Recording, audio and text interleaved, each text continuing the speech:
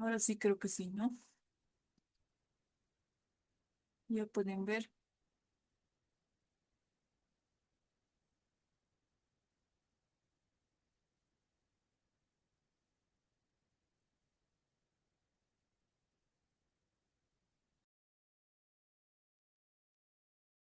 Muy bien. Vamos a continuar. Ahora vamos a hablar de las crisis asmáticas. Como introducción, podemos decir que el asma es un síndrome clínico caracterizado por una inflamación de la vía aérea que produce dificultad para respirar, sibilancias, tos y sensación de opresión torácica. En ocasiones, dicha inflamación crónica puede conducir a una remodelación irreversible de la vía aérea que condiciona limitación de la función pulmonar. Entonces aquí vamos a ver un pulmón sano, el músculo está relajado, la pared está normal, la cantidad de moco es normal. Pero ¿qué va a pasar en un pulmón de un niño con asma? El músculo está contraído, la pared está inflamada y hay gran cantidad de moco. Y más que todo cuando existe un alérgeno que puede estimular la crisis asmática como tal. Definición de etiología. La crisis asmática son episodios caracterizados por inflamación, hiperreactividad y obstrucción reversible de la vía aérea que condicionan dificultad para respirar, sibilancias, tos y sensación de opresión o dolor torácico, asociado a disminución de la función pulmonar. Los síntomas pueden aparecer de manera progresiva o abrupta y suelen presentarse en pacientes con diagnóstico ya conocido de asma, pero también puede ser la forma de inicio de dicha enfermedad. Entonces, decir en niños que no hayan tenido un diagnóstico previo, ¿eh? Factores desencadenantes, más que todo las infecciones virales, exposición a alérgenos como pólenes, ácaros, mascotas, contaminantes atmosféricos como los humos y todo eso. Escasa adherencia al tratamiento de mantenimiento, entre otros, identificado como factores desencadenantes, ¿no? Hay algunos niños que ya tienen prescripción médica, incluso de un neumólogo, pero no cumplen el tratamiento. Fármacos, los AINES, ácido acetilsalicílico, antibióticos, el reflujo gastroesofágico, factores hormonales y psicológicos como el estrés, emociones intensas, el ejercicio, el aire frío, la vacunación, los venenos de abejas y de avispas, sulfitos y determinados colorantes, conservantes alimentarios que contengan algún alimento pueden condicionar esta enfermedad. Importante la valoración inicial en el triángulo de evaluación pediátrico, como en primer paso la valoración del estado fisiológico del paciente es importante. En la práctica clínica, los niños con crisis asmática presentan generalmente un lado del TEP alterado, es decir, más que todo la respiración, ¿ve? Entonces, que pueden tener trabajo respiratorio aumentado con retracción, tiraje, aleteo, ruidos anormales, sibilancias, estridor, disfonías, ¿no? Alterado a expensas del componente respiratorio con dificultad respiratoria, afectación de la apariencia, es decir, cuando la apariencia, el tono, la reactividad, la consolabilidad, el llanto, el lenguaje, digamos, ya está grave, ¿no? Afectación de la circulación ya, un fallo cardiorrespiratorio, porque por ahí está cianótico o el niño, ¿no? Entonces, es menos frecuente e indica mayor gravedad. Sí, los niveles de gravedad para un niño con crisis asmática. O sea, mientras más comprometido esté el cuadro, va a haber mayor alteración de los tres lados del triángulo de evaluación pediátrica. Diagnóstico del IPA, índice predictivo de asma, eso se puede aplicar, ¿no? Criterios mayores, diagnóstico médico de asma en alguno de los padres. Esto habría que investigar, ¿no? Preguntarle a, a la madre, ¿no? Alguien en su familia tiene asma, tal vez la madre es asmático o el padre, ¿no? ¿Quién sabe? Diagnóstico médico de eczema atópico. Hay niños que tienen reacciones más que todo en la cara, eso no el eczema atópico. Sensibilización a algún alérgeno. Así es que cuando huele las flores y de repente empieza a tener esa tos y todo eso. Esos son los criterios mayores. En relación a los criterios menores, sibilancias no relacionadas con catarros. Eosinofilia en sangre periférica mayor a 4, es lo que haga laboratorialmente, ¿no? Presencia de rinitis alérgica diagnosticada por un médico a los 2 a 3 años.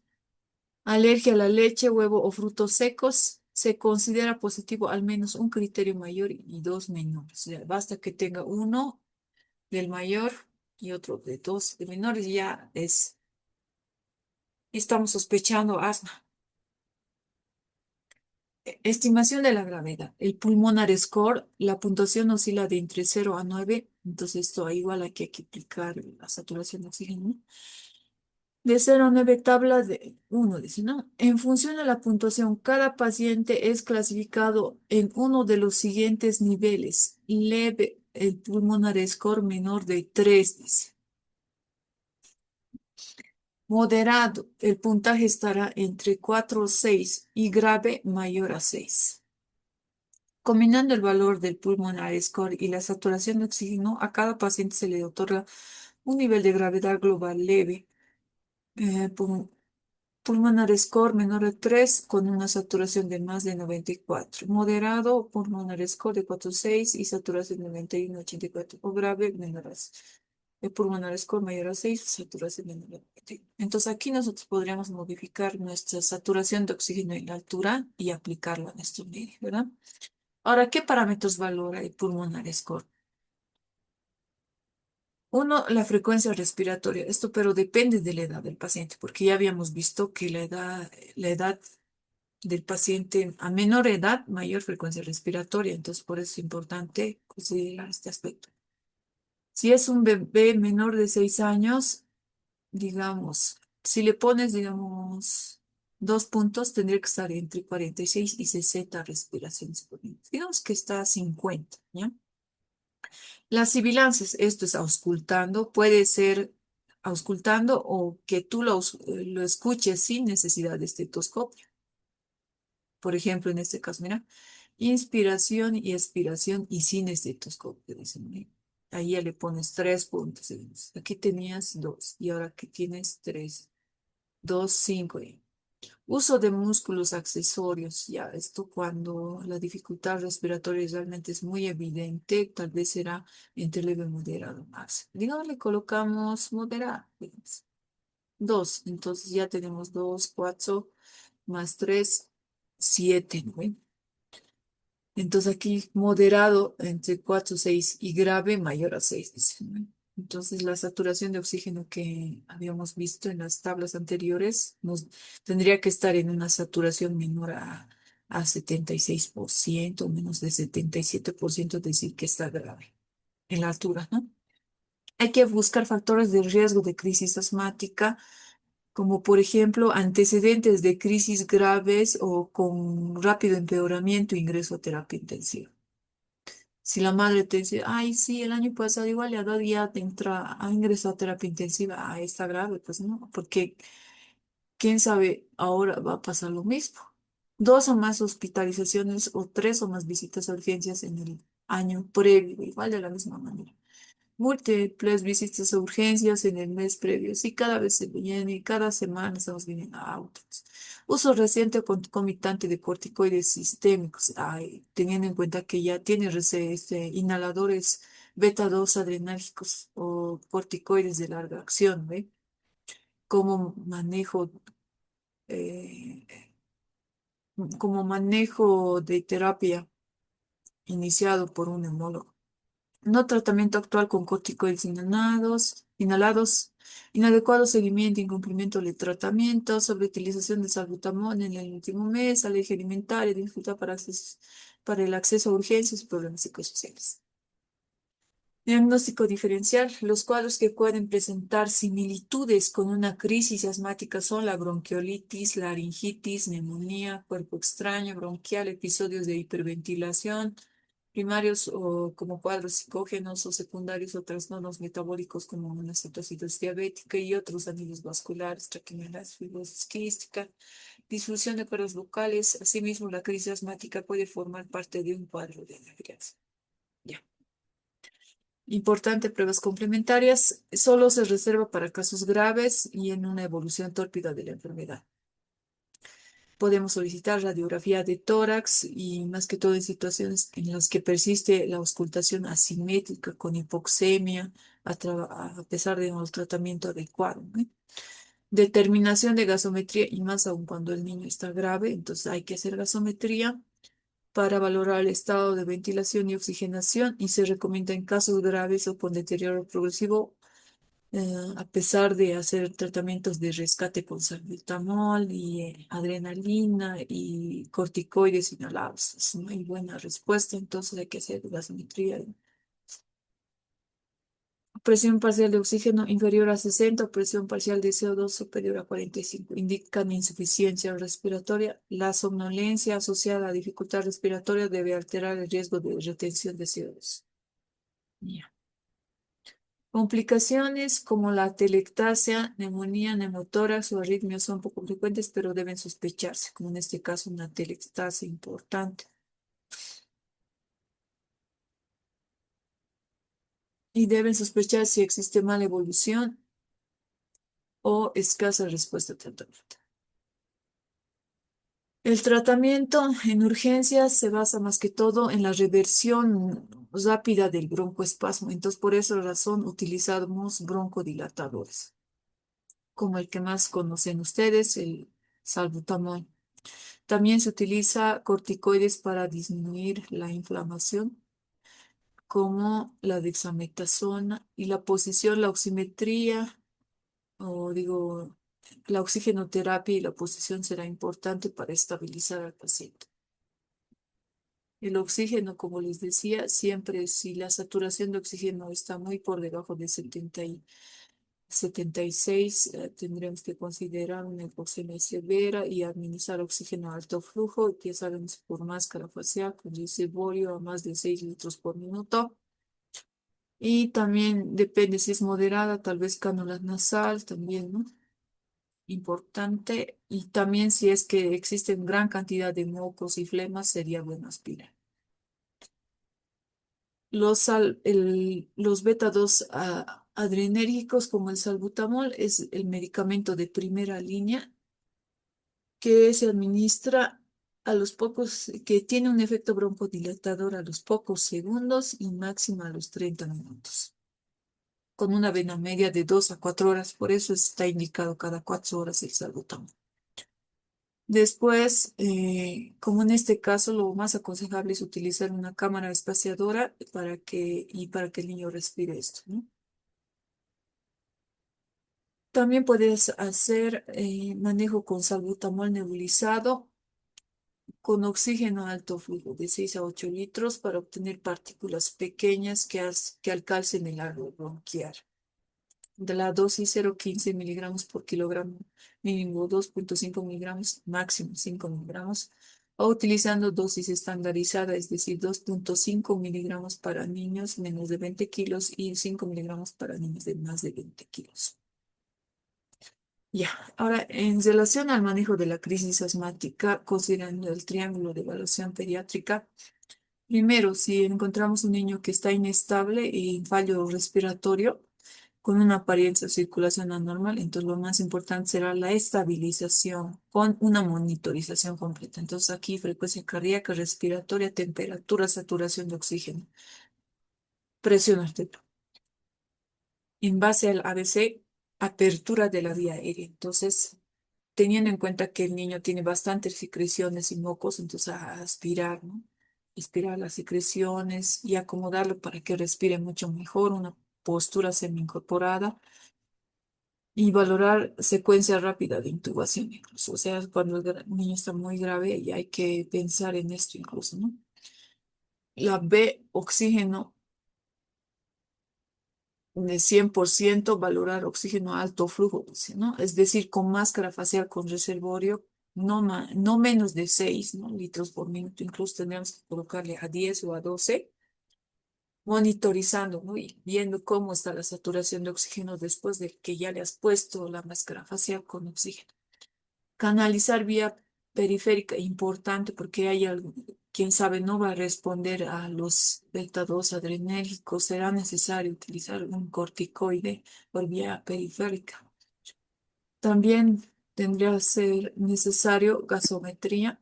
También podremos utilizar salbutamol más bromuro de hipatropio nebulizado, corticoides IV y sulfato de magnesio IV y considerar radiología de tórax. Entonces, lo más importante, vean, no es lo más, no es hacer primero una placa. Lo más importante primero es estabilizar. Una vez que ya se estabiliza, ya lo has sacado de la crisis asmática, recién haces los exámenes complementarios. Importante ese aspecto. Ujú. Ya, teniendo en cuenta de la gravedad, por ejemplo, si estamos frente a una crisis asmática leve, podemos utilizar salbutamol y corticoides por vía oral. En caso de que sea leve, tendrá una saturación de 82%, digamos, ¿no? No sea grave, y podemos estabilizarlo hasta que por lo menos llegue a una saturación de 85% en altura, y de esa manera podríamos enviarlo a su casa.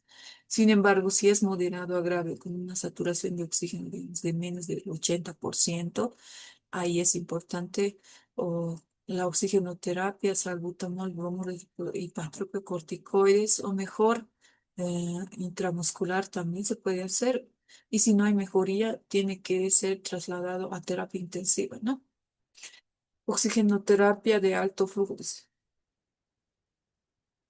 Salbutamol, corticoide e ingreso a terapia intensiva. Listo.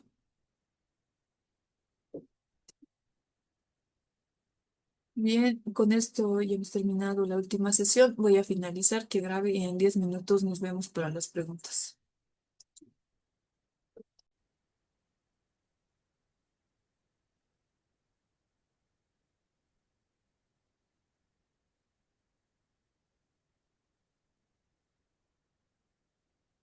¿Pueden ver?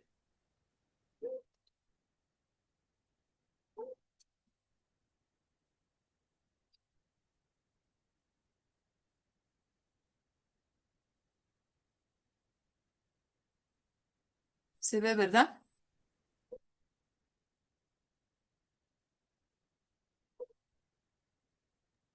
Sí se ve, doctora. Ya, gracias. Vamos a continuar lo que es insuficiencia respiratoria aguda. La insuficiencia respiratoria aguda se define como una alteración en el intercambio gaseoso con incapacidad para cubrir las necesidades metabólicas del organismo.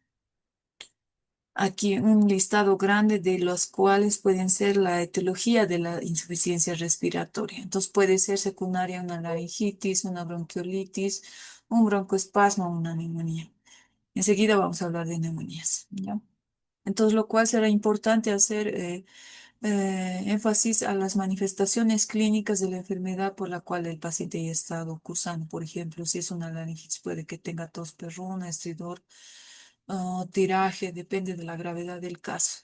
Si es una bronquiolitis, también taquimia, tiraje, apneas, quejidos. Si es una neumonía, también, ¿no? Taquimia, tiraje, fiebre, crepitantes, hipoventilación. Todo lo más importante será importante, digamos, hacer una buena historia clínica, o antes de hacer una historia clínica, hacer el manejo del paciente en la emergencia, ¿no? En base a la saturación de oxígeno, monitorización del paciente, canalizar una vía periférica, todo esto considerando la gravedad y de acuerdo a la patología que estemos eh, valorando. Ya, entonces aquí justamente el algoritmo de manejo de dificultad respiratoria. Cuando un paciente está inestable, basta que un lado esté alterado, ya eso es inestable, ¿no? Entonces, lo que hay que hacer es decir, si el niño tiene taquimia o hipoxemia o una cianosis, tal vez podremos ver, ¿no? En el aspecto. Entonces, considerando el manejo con oxigenoterapia a alto flujo. Dependerá de la gravedad, de la saturación de oxígeno que podamos controlar ahí, ¿no? La monitorización será importante y la canalización de un acceso venoso periférico. En este caso, o en pediatría, generalmente utilizamos solución fisiológica, una dosis de 20 ml por kilo. hacer la apertura de la vía aérea y reposicionar la vía aérea. Esto es importante más que todo si estamos frente a niños con dificultad respiratoria, porque puede que es la causa, tal vez el cuello no está, eh, el cuello está chueco del niño, la posición está muy doblada y eso está impidiendo que el niño respire mejor. Entonces, tal vez la boca también está con bastantes secreciones, sería necesario aspirar las secreciones. La B se refiere a la ventilación, que a veces incluso tendría que ser la ventilación a presión positiva o con oxígeno o con máscara al 100%. Ventilación manual con el AMBU que ustedes conocen, ¿no ven? O en casos más complicados, intubación. Láser, la sueroterapia, lo que habíamos dicho, con fisiológico generalmente y analíticas sanguíneas tendríamos que hacer también en ese momento. Y la de vigilar el estado de conciencia del paciente. Entonces, frente a un paciente que está con dificultad respiratoria, es el ABCDE. Una vez de que consideramos todo eso y ver, ¿no? Si está leve, si está, si estabiliza o no. Valorando el trabajo respiratorio, si este es moderado, puede ser un fallo de la función respiratoria. Entonces, ahí valoramos la parte pulmonar, es lo que más interesa, ¿no? En ese momento, la auscultación semiológica, podemos encontrar roncos, sibilancias, disminución del murmullo, ausencia del murmullo vesicular, hipoventilación, podemos encontrar, ¿no? Dependerá de la etiología que esté cursando el paciente, por ejemplo, si es tos perruna, estridor y todo eso corresponde a una laringitis, ¿no ves? Si son sibilancias, crepitantes y todo, esto me hace sospechar de una bronquiolitis.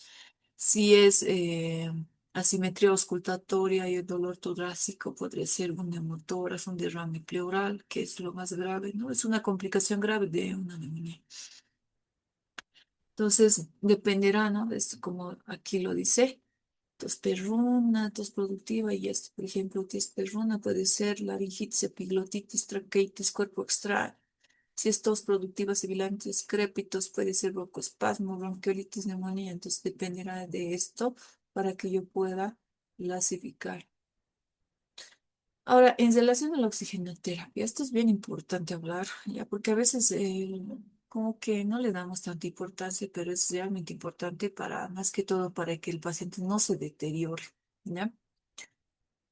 Gafas nasales o puntas nasales, lo que ustedes conocen, ¿no ve? Bigotera también. El flujo de 1 a 4 litros, o sea, dependerá de la hipoxemia. Si es leve, le pondrás 1, digamos. Moderada, tal vez 2, podrías colocarle 2 a 3, digamos. Pero si ya es grave, no, ya no pienses en utilizar puntas nasales. En este caso ya tendrías que utilizar máscara, ¿ya? Pero vean el flujo que se utiliza. Con máscara facial sin reservorio tendríamos que aplicar de entre 6 a 6 litros por minuto. Ya, entonces, y eso monitorizando al paciente, ¿no? Siempre monitorizando al paciente. Después de que has visto que digamos, con 6 litros por minuto de oxígeno, ya ha subido a más del 90% en nuestro medio, ¿no ves? Siempre consideran nuestro medio, entonces significa que el paciente ya está oxigenado de forma adecuada.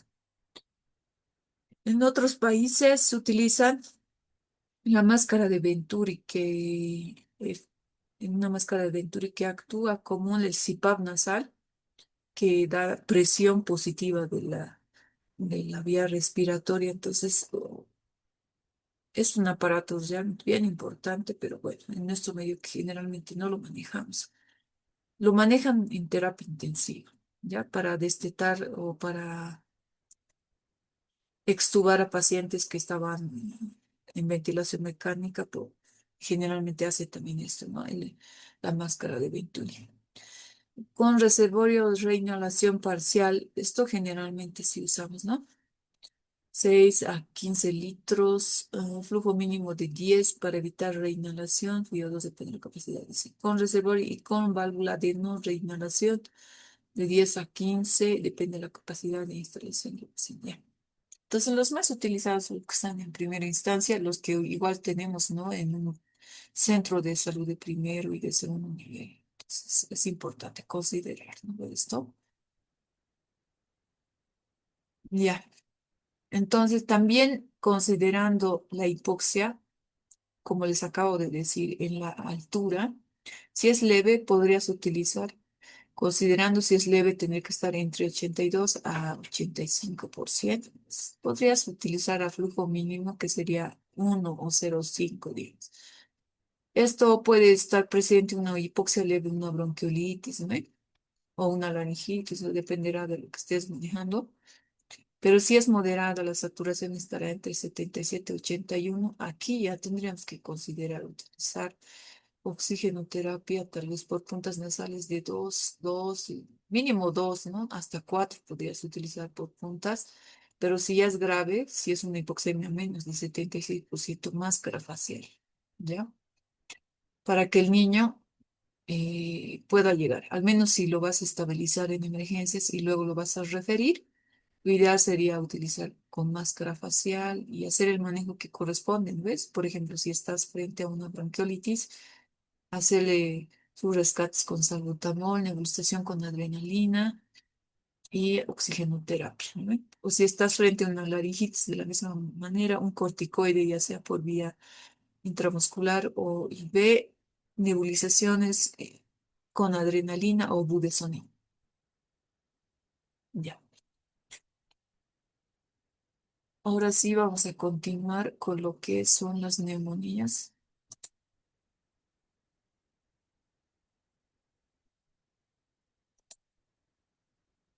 Ya. Esta es otra patología que se diría que es la primera causa de muerte en el mundo, incluso, ¿ya? Las neumonías a nivel mundial ubican la primera causa de muerte. Y es importante que nosotros sepamos diagnosticar y tratar. Como definición, la neumonía es una inflamación aguda del parénquima pulmonar secundario a diversos agentes infecciosos. Hay otras definiciones, como por ejemplo la NAC, que es aquella neumonía adquirida en el lugar de procedencia o presentar clínica 48 horas antes de su internación. O neumonía nosocomial, cuando los síntomas de la neumonía aparecen luego de las 72 horas del alta hospitalaria. Es decir, estaba internada por diarrea, digamos. Se ha estabilizado y se ha ido a su casa, pero antes de o luego de las 72 horas, de repente aparece con síntomas respiratorios. Podemos pensar que se ha contagiado en el hospital. Neumonía recurrente, 2 o 3 episodios neumónicos en un año o 3 o más dentro del año. Ya. La etiología varía según la edad. Es importante tener en cuenta que esta neumonía, ni bien nace el paciente, un recién nacido ya puede nacer con neumonía, ¿no? Entonces la etiología generalmente puede ser viral, pero hay otros gérmenes propios del canal del parto, ¿no? Como el Escherichia coli, otros gram negativos como la Klebsiella, el Proteus, la Moraxella, Streptococo grupo B, Staphylococcus aureus, Clamidia trachomatis, o sea, todos estos están por ahí, ¿no? En el canal del parto. Ya de 1 a 3 meses. Será en primer lugar los virus, pero también hay gram negativos como estos, ¿no? Klebsiella, Proteus, Moraxella, entonces. Después, en tercer lugar les ubica el Streptococcus pneumoniae, ¿ya? Y hay que tener en cuenta si el bebé también está vacunado o no, porque, y además, aunque esté vacunado, tiene una vacuna incompleta, porque recién tal vez va a cumplir 2 mesecitos, o recién se le ha puesto la primera dosis y no está del todo inmunizado, ¿eh?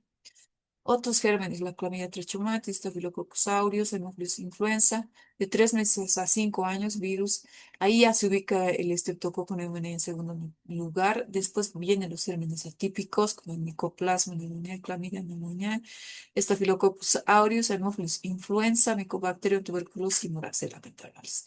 En niños mayores de 5 años, la etiología más frecuente sigue siendo el estreptococo pneumoniae. Sin embargo, después de estos vienen los atípicos como el Mycoplasma pneumoniae, también los virales, ¿no? Puede ser todo todos los agentes etiológicos que habíamos hablado de bronquiolitis igual pueden estar implicados en neumonías virales en niños. ¿Ya? Clamidofina pneumoniae, Mycobacterium tuberculosis, Haemophilus influenza. Es importante saber la diferenciar, ¿ya? La etiología viral de la bacteriana y el atípico, considerando las manifestaciones clínicas y más aún si no tenemos exámenes complementarios donde trabajamos, ¿no? Por ejemplo, la neumonía de origen bacteriano está presente en todas las edades, ya habíamos dicho, ¿ven? Desde que nace el bebé ya puede tener neumonía de origen bacteriano. El inicio de la enfermedad es brusco, esto hay que tener muy en cuenta. Cuando te dice la madre, doctor, ayer estaba con tos y hoy amaneció con dificultad respiratoria y está mucho más mal. Ay, entonces puedes pensar, si de ayer solo estaba con tos y ahora está grave, ¿ve? Inicio brusco de la enfermedad. El estado general va a estar afectado, entonces el niño va a estar letárgico, inconsciente tal vez, con una dificultad respiratoria marcada tal vez. Fiebre. La temperatura generalmente va a estar presente más de 38 grados a nivel axilar, entonces la fiebre va a estar elevada. La taquimia es un dato característico de las neumonías bacterianas, entonces es importante volver a repasar la frecuencia respiratoria según la edad en relación a las tablets de la OMS. Otros síntomas, puede haber dolor abdominal o torácico y mientras a veces incluso las neumonías se pueden confundir con un abdomen agudo. No es nada más por la irradiación del dolor y más que todo esto generalmente se asocia a neumonías basales. El dolor torácico también puede estar presente y más aún cuando está frente a un derrame pleural. La auscultación, lo característico de las neumonías bacterianas pueden ser los estertores crepitantes. Sin embargo, puede haber otros sobreagregados como el soplo tubárico. Después puede haber disminución del murmullo vesicular, ¿no? Laboratorio. Las neumonías bacterianas se caracterizan por las leucocitosis, ¿no? Leucocitosis mayor a 15.000 con predominio de neutrófilos mayor a 80% y un PCR mayor a 8%. Incluso otros dicen 10. La procalcitonina puede estar mayor a 2. Sin embargo, en nuestro medio no lo realizamos, y más aún si estamos en el sistema público. La placa de rayos X, lo característico será la condensación lobar alveolar o segmentaria. Dependerá de la gravedad también, ¿no? Puede haber un foco o múltiples focos neumónicos. El derrame pleural en una neumonía bacteriana será frecuente. Incluso esto es importante, ¿no? A la hora de diagnosticar, tener por lo menos una placa radiográfica donde se puede evidenciar el mismo. En relación a las neumonías virales, considerando la tabla anterior, más que todo está presente en menores de 3 años, el inicio de la enfermedad va a ser variable. Entonces la madre te dirá, hacía unos 4 o 5 días estaba con tos, no estaba resfriado, pero cuando lo valoras clínicamente el niño, su estado general está conservado, o sea, no se ve mal. La fiebre tal vez moderada, es decir, febrículas, temperaturas de 37,5 o tal vez temperaturas normales. Taquipna igual está presente. Otros síntomas, lo característico es la inflamación de las mucosas, es decir, como es una complicación de las vías aéreas superiores, va a tener faringe hiperémica, congestión nasal, como tal, ¿no? A la auscultación pulmonar, lo característico de las neumonías virales son los roncos y las sibilancias. En el laboratorio, lo característico de las virales son la linfocitosis. El PCR puede estar normal o poco elevada. La placa de rayos X, un infiltrado difuso intersticial bilateral, lo característico, ¿no? Derrame pleural muy raro, a no ser que haya una coinfección, es decir, bacteriana y viral además, que puedan complicarse, ¿no? En gérmenes atípicos, mayor de 5 años, más que todo es esto presente, ¿no? Por la edad. El inicio va a ser insidioso, entonces la madre te dirá, doctor, ya están como que más de 3 semanas y el niño no mejora, su tos sigue y está peor, o sea, no mejora nada. El estado general igual puede que esté conservado. Aquí hay que hacer énfasis en la clínica, importante, no hay que solamente basarse en los signos vitales por si acaso. La fiebre, tal vez no hay fiebre, tampoco puede estar leve. La taquimia es infrecuente. Entonces, si a alguien les preguntas, ¿hay neumonía sin taquimia? Sí, y es la neumonía atípica. ¿Ve? Otros síntomas, faringitis, las sibilancias y los crépitos. Es un dato importante a la hora de hacer el examen físico, ¿no?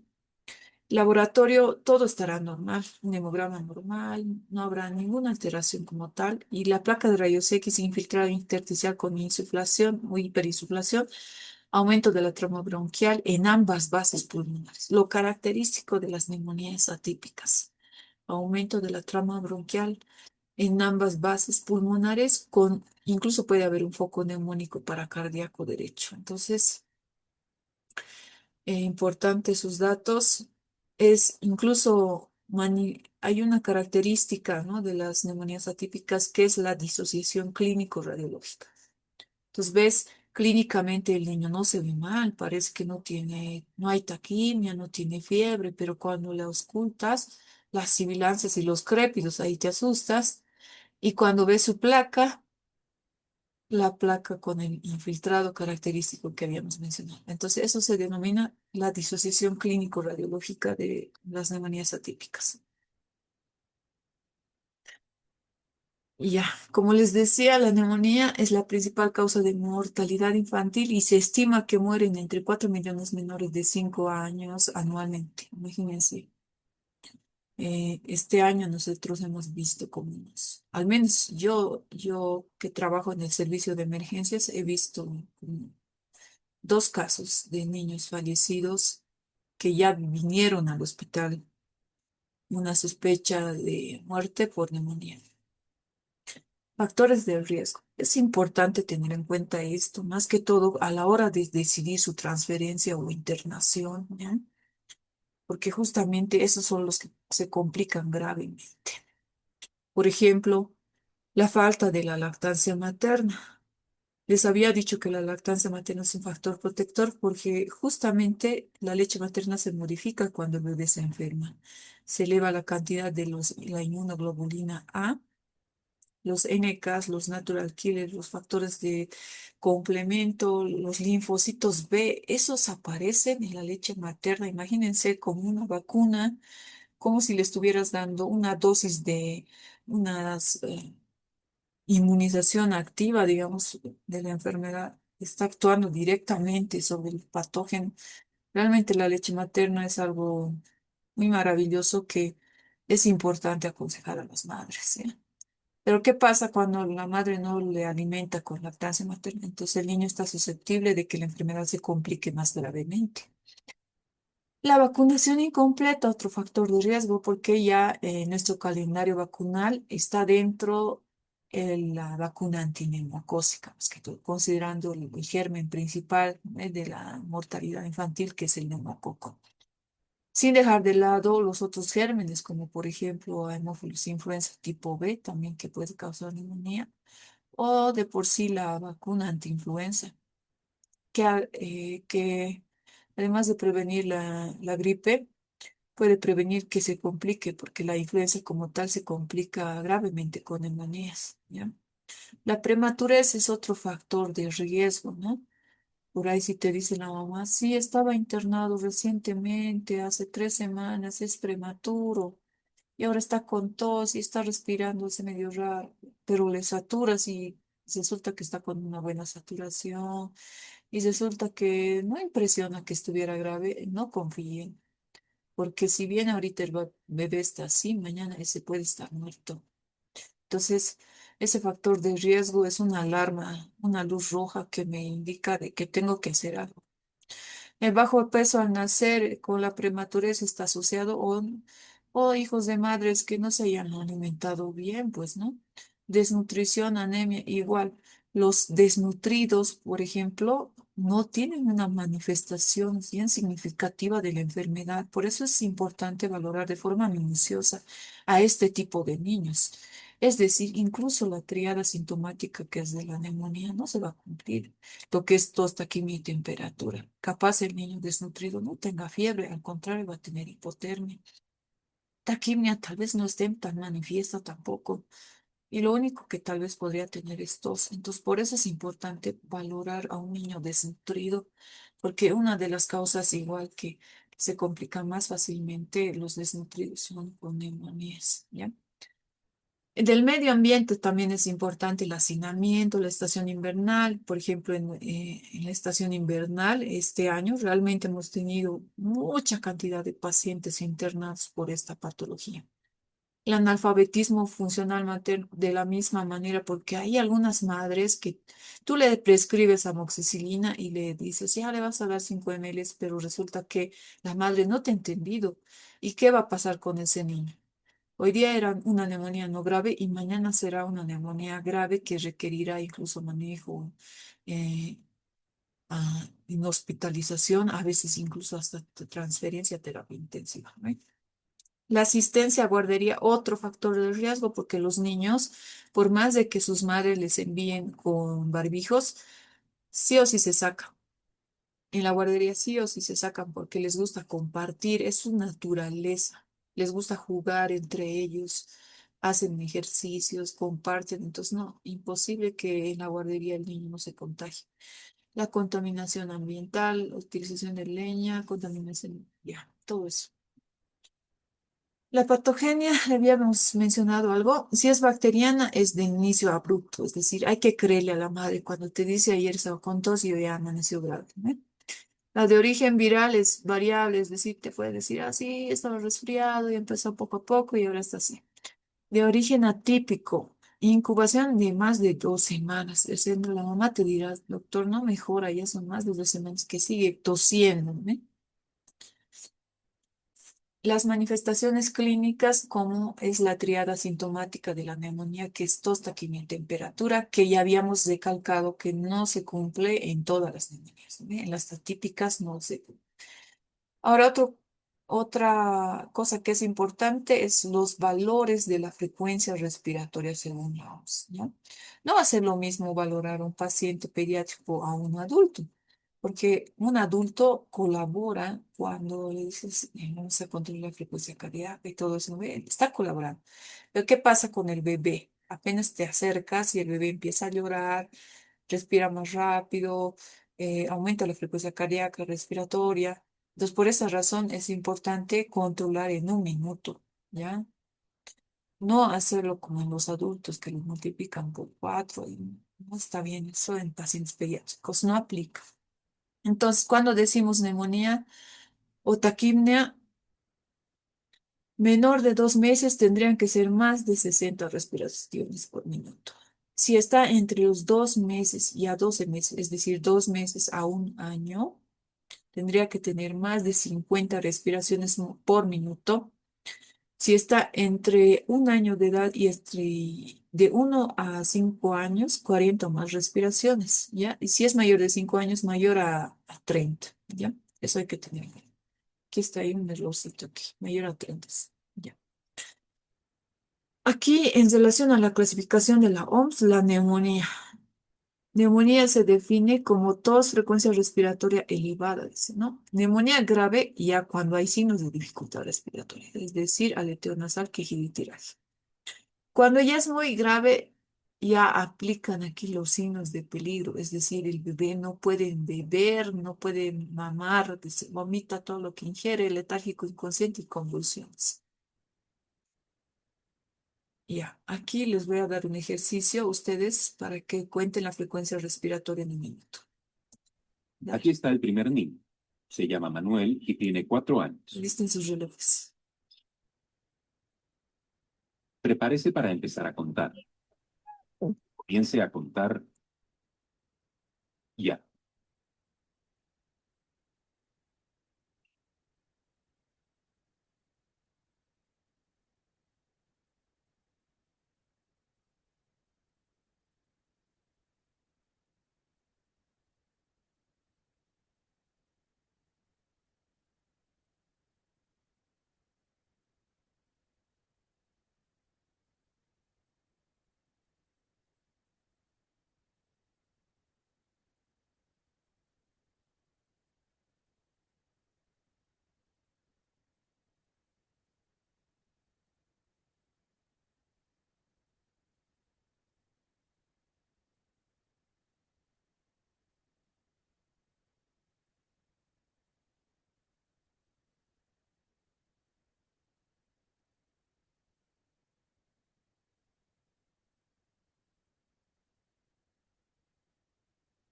Deje de contar. ¿Cuántas respiraciones? ¿Alguien ha contado?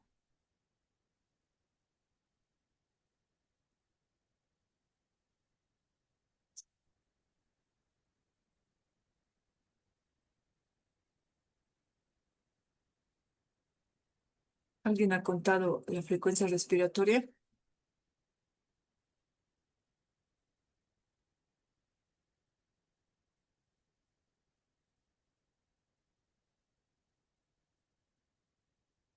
Bien, vamos a continuar. Parece que nadie lo hizo.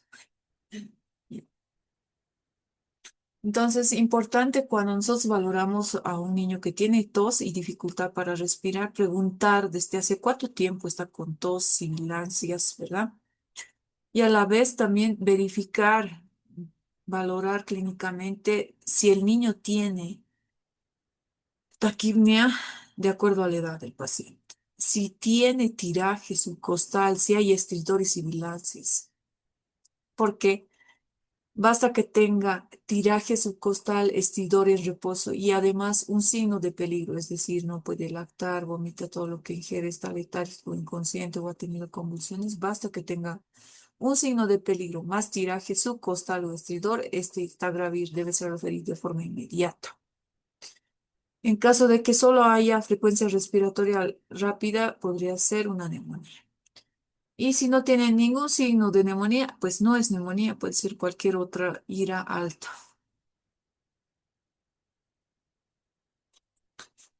Entonces, según el IEPI, lo que se tiene que hacer es administrar oxigenoterapia, podemos administrar salbutamol, podríamos transferir a ese paciente, ¿no? Porque ese paciente necesita un manejo de mayor complejidad.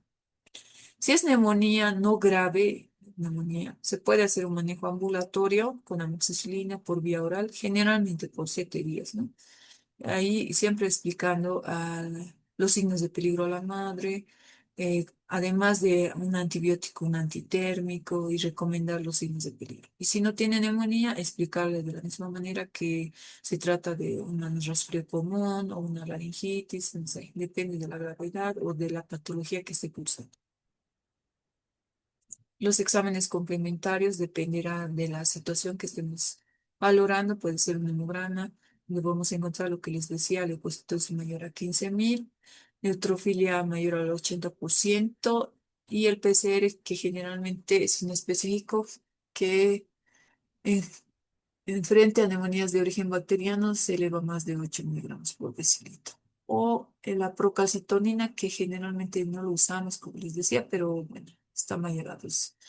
La placa de tórax, condensación basal, transcelular. Puede haber múltiples focos neumónicos, como en este caso, 1, 2 y 3 focos neumónicos que pues van a significar gravedad del caso. El tratamiento dependerá igual de la gravedad del caso, ¿no? Si es una neumonía grave que además está con hipoxemia severa, lo más importante será estabilizar al paciente con oxigenoterapia, como habíamos dicho, ¿no? Y una vez de que hemos hecho la anamnesis secundaria, contando los exámenes complementarios, llegamos al diagnóstico de neumonía grave, entonces lo cual ameritará el manejo de penicilina, que sigue siendo en nuestro medio el antibiótico más utilizado, a una dosis de 200.000 a 300.000 unidades internacionales por kilogramo peso.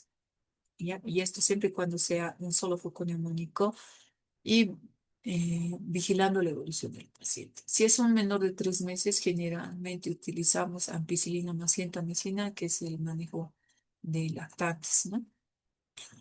Y si el manejo de la neumonía amerita un manejo ambulatorio, es decir, es neumonía no grave, podríamos utilizar amoxicilina, acitromicina, claritromicina, dependerá del germen que estemos sospechando.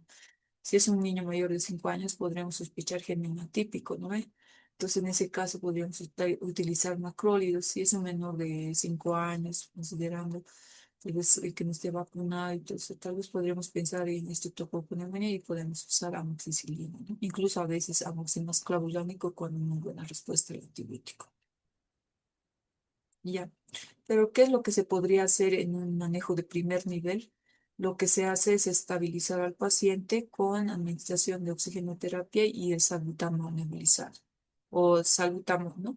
En aerosol, que lo podemos dar 2 puffs cada 15 minutos o cada 20 minutos, como dice la IEPI, y de esa manera podemos provocar una broncodilatación y que el niño respire mejor. Antibióticos de prerreferencia. Y importante eso, ¿no? Los 4 pasos del manejo de transporte de un paciente con neumonía o cualquier otra patología. Prevenir o tratar hipotermia, prevenir o tratar hipoglicemia, mantener la vía hidrotermal. O sea, tenemos que enfocarnos en esto más que todo, ¿no? Limpiar, aspirar las secreciones de la boca y la nariz, porque hay niños, por ejemplo, con bronquiolitis o con neumonías graves que tienen mucha secreción de moco, entonces será importante que las vías aéreas estén limpias.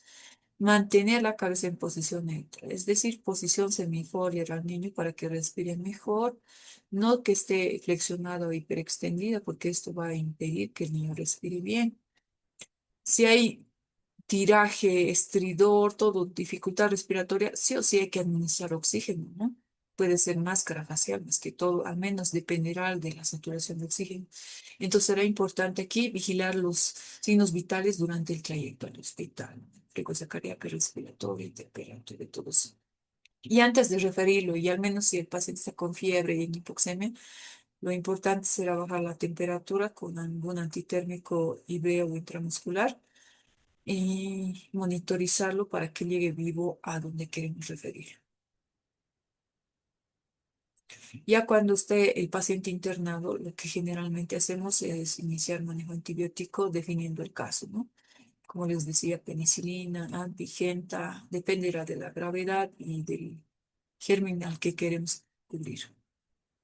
Y complicaciones, hay complicaciones serias de las neumonías, como es el derrame pleural, el empiema, neumonías necrotizantes, abscesos pulmonar, fístula, broncopneumonía o una pericarditis purulenta. O como en este caso, un derrame pleural masivo que puede provocar incluso el paro cardiorrespiratorio del paciente o nematoceles. Entonces, lo importante antes de que se llegue a esto, es importante informar, ¿no?, a los pacientes que atendemos sobre las vacunaciones y sus beneficios. Teniendo en cuenta, como les decía, la vacuna contra la hemófilos influenza tipo B, que además de prevenir neumonías, puede prevenir meningitis, otitis, sinusitis, artritis séptica, celulitis, empiema y pericarditis. O sea, vean cuántas enfermedades se previenen con la vacuna pentavalente. La influenza también es importante porque les decía, se puede complicar gravemente. Prepara el sitio ideal para la sobreinfección bacteriana. Por eso es importante que se vacunen contra la influenza. Y las vacunas antineumocócicas como tal, que puede prevenir neumonía, meningitis y otitis, ¿ya? Por ejemplo, aquí tenemos eh, el germen que es el estreptococo neumonía, que puede provocar, si va por vía sanguínea, va a provocar una bacteriemia, puede provocar por las articulaciones una artritis, puede provocar neumonías, así va al sistema nervioso central, meningitis, al pericardio, pericarditis. Vean otras patologías, sinusitis, otitis media aguda, neumonía también. Entonces, es importante las vacunas. En nuestro medio lo que se utiliza es la vacuna 13 valente, que cubre contra 13 serotipos de neumococo y que se aplican según calendario de vacunación, ¿no? 2, 4, 6 meses. Y eso es todo.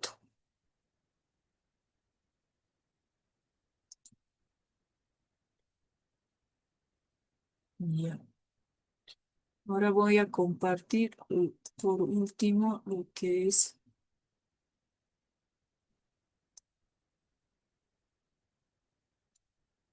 el asma. ¿Ya? Aunque esta patología no es muy frecuente, pero es importante que sepan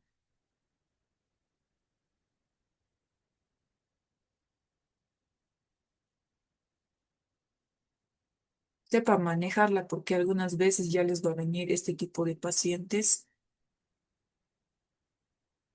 y pues a veces es complicado.